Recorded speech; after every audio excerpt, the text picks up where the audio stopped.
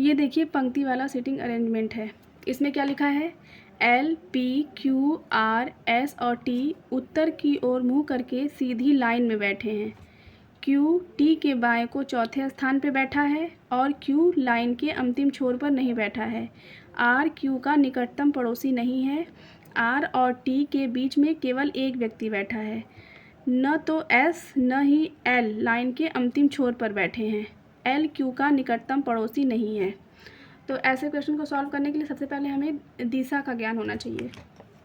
आपको पता है उत्तर यानी ऊपर की तरफ मुँह करके, अगर दक्षिण दिया है तो नीचे की तरफ मुँह करके, उत्तर, दक्षिण, पूरब, पश्चिम। ठीक, अगर कोई इधर मुँह करके बैठा है तो मतलब वो पूरब की तरफ मुँह करके बैठा है, अगर वह इधर मुँह करके बैठा है तो मतलब वो पश्चिम की तरफ मुँह करके बैठा है।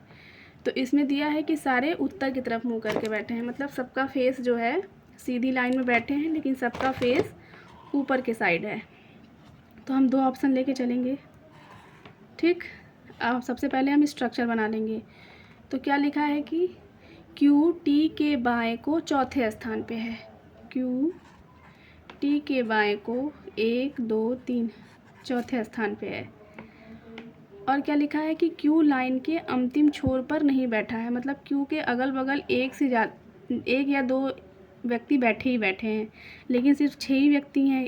L P Q R S और T 1 2 3 4 5 6। इसका मतलब कन्फर्म हो गया कि सिर्फ एक ही व्यक्ति बैठेगा Q के बगल में। और क्या लिखा है कि R Q का निकटतम पड़ोसी नहीं है। R के अगल बगल कहीं Q नहीं बैठा है, या Q के अगल बगल कहीं R नहीं बैठा है। R और T के बीच में केवल एक व्यक्ति बैठा है। R और T के बीच में केवल एक व्यक्ति बैठा है। न तो S और न ही L लाइन के अंतिम छोर पे बैठे हैं।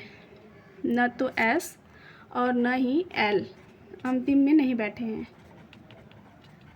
ठीक, चलिए अब इसको सॉल्व करते हैं। तो ये वाला स्ट्रक्चर तो सिंपल सा लग रहा है हमें, क्योंकि ये क्वेश्चन ही सिंपल है।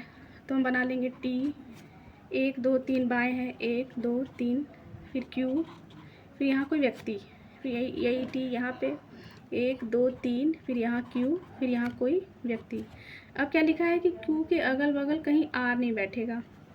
तो Q के अगल बगल कहीं R नहीं बैठेगा, तो R बैठेगा या तो यहाँ या फिर R बैठेगा यहाँ, लेकिन R और T के बीच में एक व्यक्ति बैठे हैं, इसलिए ये वाली पॉसिबिलिटी गलत हो गई। अब हम सिर्फ यही सॉल्व करेंगे। अब क्या लिखा है कि L या S अंतिम छोर पे नहीं बैठे हैं, तो L या S यहाँ बैठेंगे। एक सिचुएशन और दिया है कि L Q का निकटतम पड़ोसी नहीं है, यानी L के अगल बगल Q नहीं बैठेगा, तो L सिंपल सी बात है L यहाँ बैठेगा। और S भी पंक्ति के छोर पे नहीं बैठा है, तो S यहाँ बैठेगा। बचा सिर्फ P, तो P को हम यहाँ लिख देंगे, यही सही है। ठीक है, थैंक यू।